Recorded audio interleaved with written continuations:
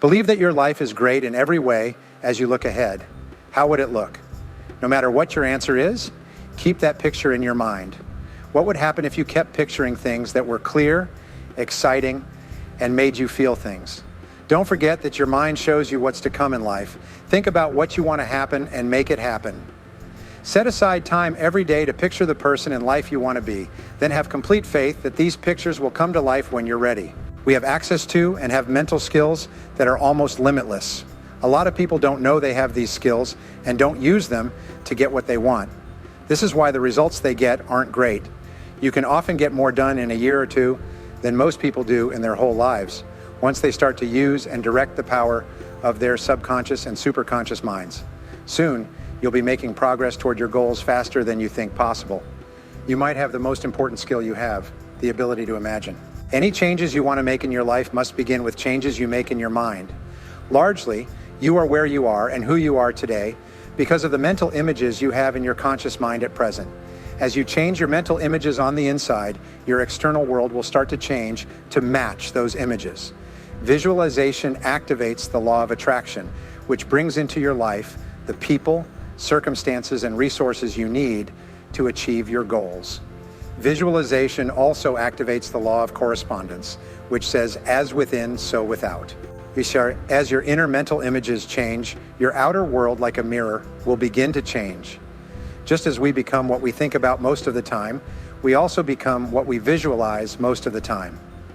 Wayne Dyer said, "You'll see it when you believe it." Jim Cathcart says, "The person you see is the person you will be."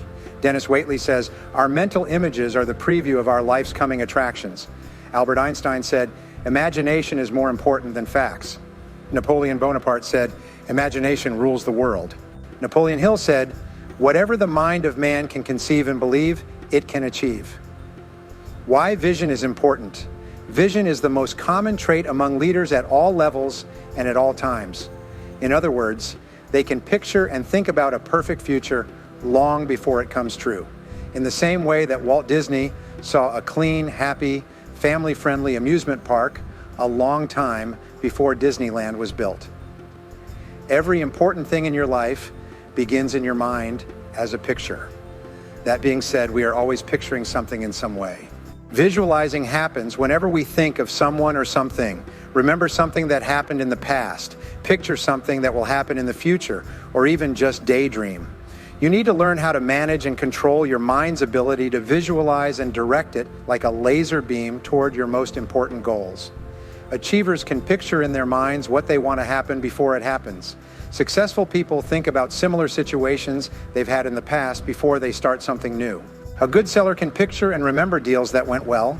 A good lawyer will remember and picture how they did in court when they won a case.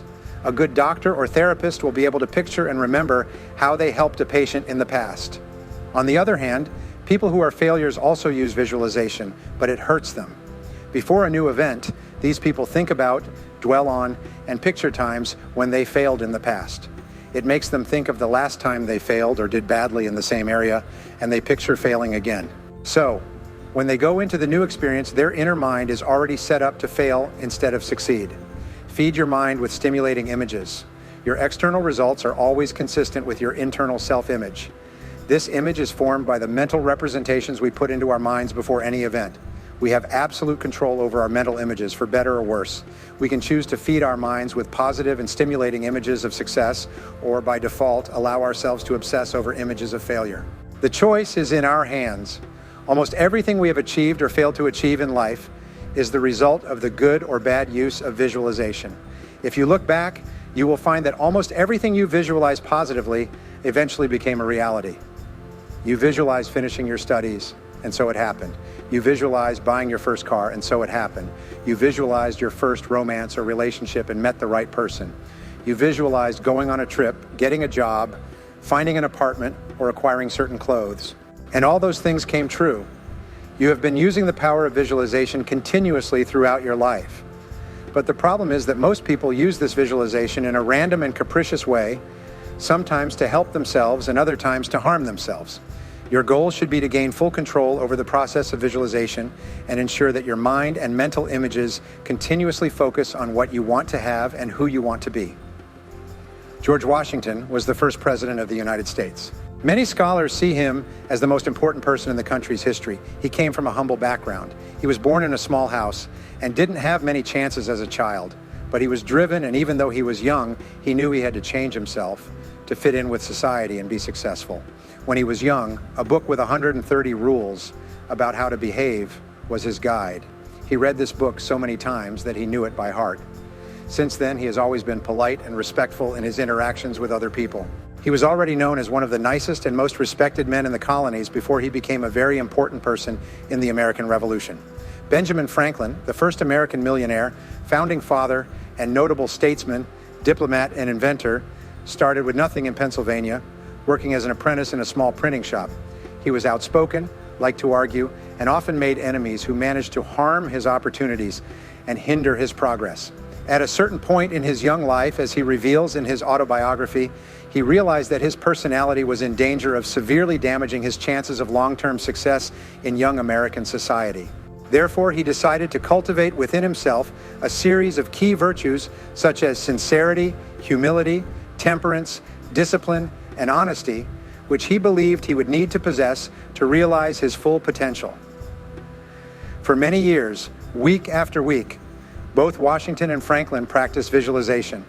They thought about a characteristic or quality they wanted to embody and visualized and imagined that they possessed that quality in all their relationships with others. They looked into that internal mirror to see how they should act, and then they behaved consistently with that ideal internal image. Over time, the internal images became so deeply imprinted in their subconscious minds that the manners and the person became one. If we keep thinking about something and imagine that we already have it, Piero Ferrucci says in his book, What We May Be, we can develop any quality we want. Read about the quality you want to have, learn more about it, and most of all, picture yourself using it whenever you need to. Aristotle said that the best way to get better at a trait we don't have is to give it your full attention and act as if you did. Think and see yourself as you can be, not just as you might be today, whenever you need to. You will slowly change into that new person. The mental pictures we think about hour after hour and minute after minute are a big part of how our personality and character are formed. We can change how we think, feel, and act by changing these mental pictures. The way other people treat us and how we treat them changes. We change how well we do and what happens. We have the power to change ourselves into the best versions of ourselves that we can imagine. All of these things are good ways to use imagery. Do what you can at your best. In professional sports, there is a way to train called mental rehearsal. Most of the time, the best players in every sport practice in their minds before they play. In their minds, they always do their best before an event. They picture themselves working well over and over again for hours and days before a competition. In their mental health projections, they keep thinking about the best successes they've had in past competitions and playing them over and over again in their minds. They keep picturing themselves doing well and feel the happiness and satisfaction that come with doing well. They get excited and feel happy thinking about doing just as well the next time.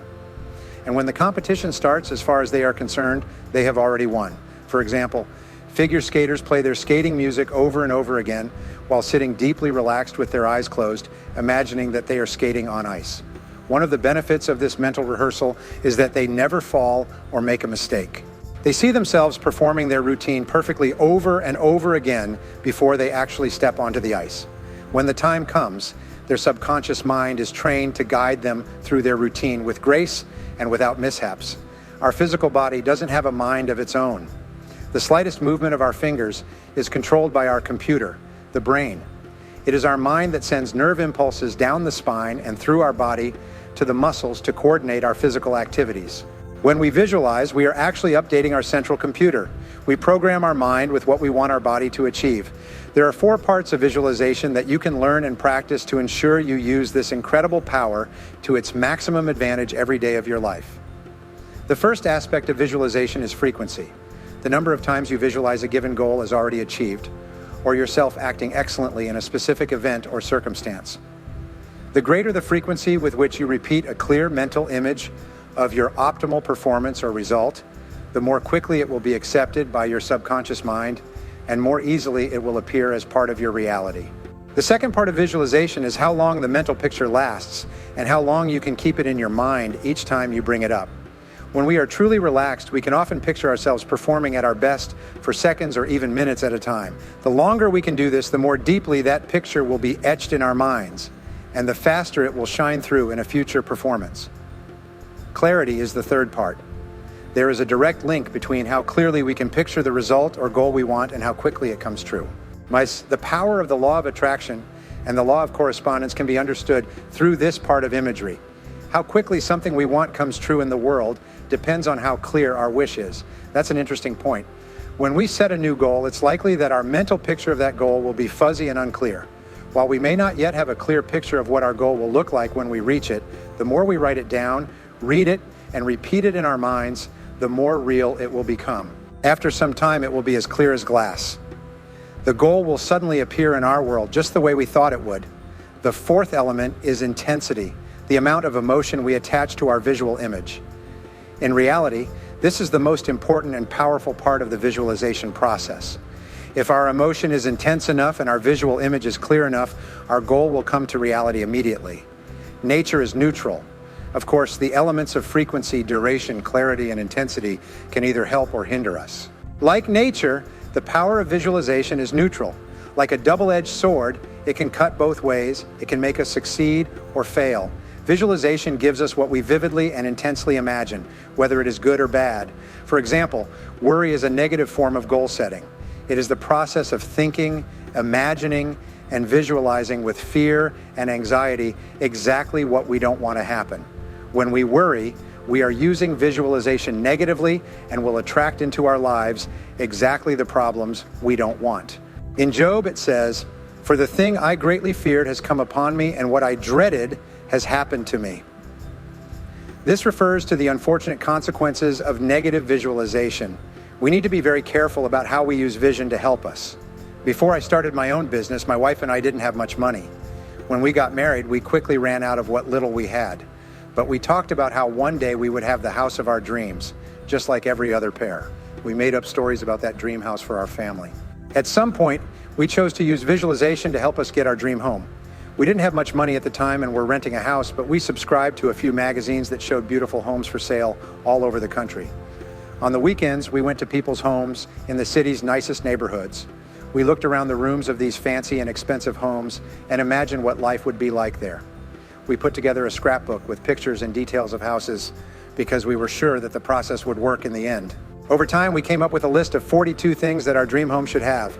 Meanwhile, I continued working, building my business, increasing our income, and adding money to our savings. After a year of starting this system, we had moved from the rental house to a beautiful home we bought in a lovely neighborhood. It was ideal in many ways, but deep down, we knew it wasn't the house of our dreams. A year and a half later, we moved again, this time to San Diego. After spending a month looking at dozens of houses for sale around the city, we walked into one that had just come on the market 2 days before and immediately knew we had found our dream home. We looked at each other without saying a word and toured the house. We both absolutely agreed, but it took us 2 months of negotiations to reach a final agreement on the sale price and 5 more months to arrange the financing. But as planned, we took possession of our dream home and have lived there ever since. It turned out to have 41 of the 42 features we had listed for our perfect house.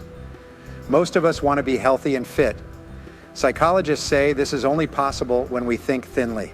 One way to create this mental image of slimness is to take a photo of a person who has the kind of body we want, cut off their head, and put our own photo on it. Then place this image on the refrigerator door and make multiple copies to spread around the house. Every time we look at a picture of ourselves with a beautiful body, our subconscious mind will register it. Over time, we will notice that we eat less and exercise more. Our external reality will soon align with our internal image. People who are single often ask me how they can meet their true love. I ask them if they have thought about what their dream partner would be like and written it down. They are always shocked and sometimes feel slighted. When I find them, I'll know who it is. That's not how it works, though. It's bad to ignore things. We'll get something else if we don't know what we want. I tell these single people to take some time to write down a full description of their dream partner, including all the qualities and traits they would want in a partner. I tell them to be clear about things like their age, personality, hobbies, values, background, sense of humor, level of ambition, and so on. What takes place is truly amazing. A friend of mine who came to one of my 3-day workshops made that list right after the event. After 10 months, he met a woman who was just right for him. Soon after, they got married. They've been happy together ever since they met and now have 2 beautiful kids. You should try this method if you don't have a partner. What happens might catch you off guard. You can use visualization to improve every aspect of your life. I have previously talked about idealization. This process involves creating an ideal image of how you would like your life to be at a certain point in the future. Idealization is just another version of visualization. Remember, you can't hit a target you can't see, but if you have what you want absolutely clear, you will eventually get it. Like goal setting, the best times to visualize are late at night and first thing in the morning. When you visualize your goals as if you have already achieved them before going to bed, your subconscious mind accepts them on a deeper level. Then it adjusts your words and actions during the day so that you do and say more of the things that will make your goals a reality.